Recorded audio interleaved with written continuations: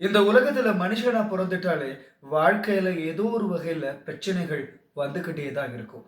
நிறைய பேருக்கு இருக்கிற பிரச்சனை தான், சரியான வேலை கிடைக்குதில்ல, கிடைச்சாலும் அதுக்குரிய வருமானம் கிடைக்குதில்ல. குடும்பத்துல எப்ப பார்த்தாலும் வறுமை, 1000 பிரச்சனைகள் தொடர்ந்துகிட்டே இருக்கு அப்படின்னு சொல்லி ஒவ்வொருத்தருடைய கவலைகளும் இருக்கு. இந்த கவலைகளுக்கெல்லாம் இறைவனிடத்துல பிரார்த்தனை செய்யறதுக்கு ரொம்பவே பொருத்தமான ஒரு நாள் தான் இந்த அரஃபாவுடைய நாள். இந்த அரஃபாவுடைய தினத்துல நோன்பு பிடிக்கிற விஷயத்துல நமக்குள்ள கருத்து வேறுபாடு இருக்கத்தான் செய்யுது. ஹாஜிகள் அரஃபால தரிக்கிற நாள்ல நாம நோன்பு பிடிக்கணுமா? இல்ல நம்ம நாட்டில துல்ஹஜ் பிற 9 எப்ப வருகுதோ அப்ப நோன்பு பிடிக்கணுமான்னு சொல்லி கருத்து வேறுபாடு இருக்கத்தான் செய்யுது. கருத்து வேறுபாடான அம்சங்கள் வாரப்போ நம்ம ஒரே ஒரு விஷயத்த மட்டும் மனசுல வச்சுக்கொள்ளணும். நாம கருத்து வேறுபாடான விஷயங்கள்ல நாம சரியானதை கண்டுபிடிக்கணும்னு சொல்லி முயற்சி செய்கிறோம்.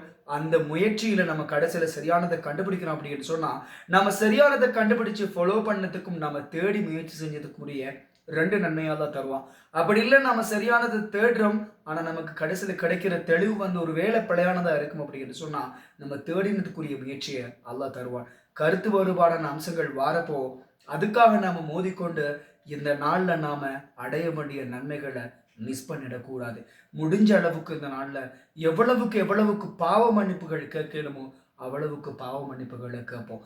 அதிலயும் அசருக்கும் மக்ரிபுக்கும் இடைப்பட்ட நேரத்துல நாம தனிப்பட்ட முறையில இருந்து அல்லாஹ்விடத்துல நமக்கு என்ன தேவையோ அந்த பிரார்த்தனைகள கேட்கறதுக்கு பொருத்தமான ஒரு நேரம் இந்த அரஃபாவுடைய நாள்.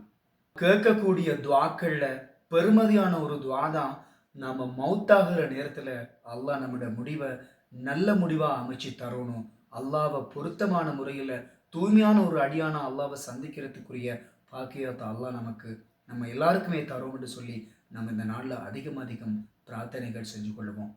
நான் சொல்ற இந்த விஷயங்கள் உங்களுக்கு நல்லதா படும் அப்படின்னு சொன்னா, உங்களுக்கு தெரிஞ்சவங்களுக்கும் இத தெரியப்படுத்துங்க. ஏதோ நம்மளால ஒருத்தர் 2 பேருனாலும் நன்மைகள் செய்யறதுக்கான முடிவை இந்த நாள்ல எடுத்து, அதிகம் நன்மைகள் செய்தாங்க அப்படின்னு சொன்னா, அல்ஹம்துலில்லாஹ் அது போதும். நான் சொன்ன மாதிரி தான் இந்த நாள்ல கேட்கக்கூடிய மிக பெருமதியான ஒரு பிரார்த்தனை தான்.